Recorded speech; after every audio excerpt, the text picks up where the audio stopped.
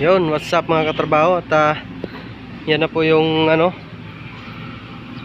yan na yung heavy equipment na tutumbayin niya yung yung puno na yan. Tingnan natin mamaya kung anong mangyayari. Ayan, pumasok na siya sa area.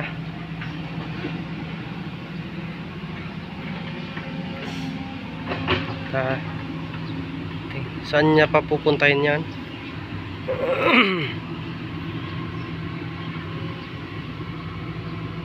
Yan, so medyo hirap pa yung niya ngayon, yung sitwasyon. Kasi may may kubo na maliit, ayan. So dapat yung tamang pagtansya niya ng ng katawan ng niya, ng bakho niya ay hindi makakatama dyan sa so doon niya pa pupuntahin sa harap. Ayan. So maghahanap tayo ng tamang angulo.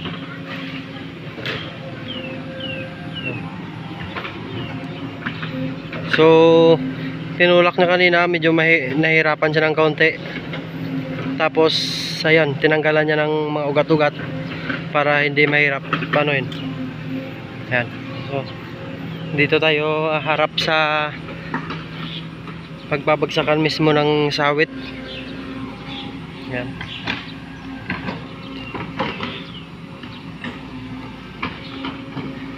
Ayan. Kasi talagang malakas yung kapit ng niya, ugat-ugat. Ay, matigas.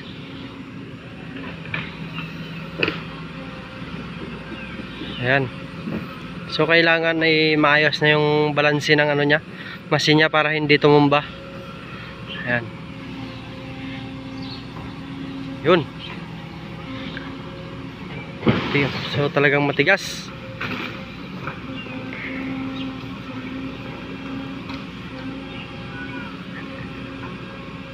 Matigas yung niya, yung machine niya. Matigas yung yung puno ng kanyang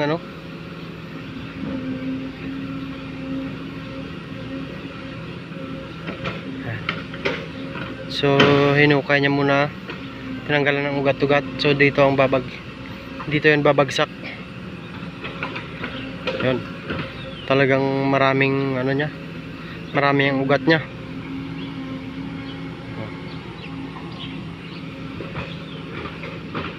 So babantayan natin.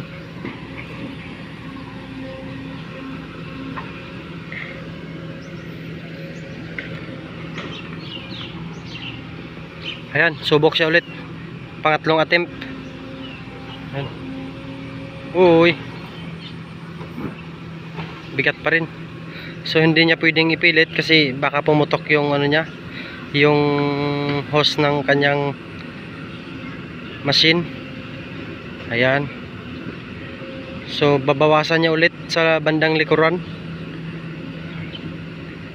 O anong gagawin niya? Itutulak niya. Ayun. So subukan niya ulit kung kakayanin. Ayun.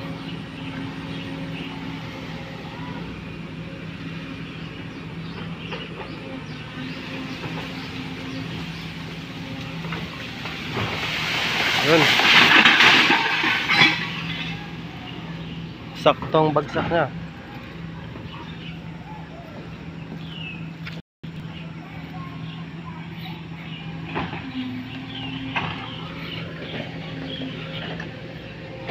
Grabe ang tindi ng niya. Tindi ng ugat niya.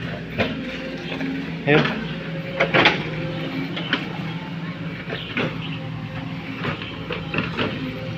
Tayo pwedeng lumapit doon.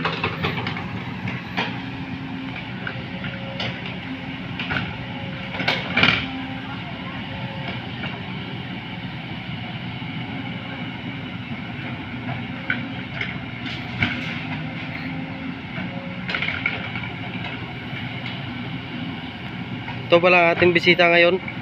Nag-iisang alamat.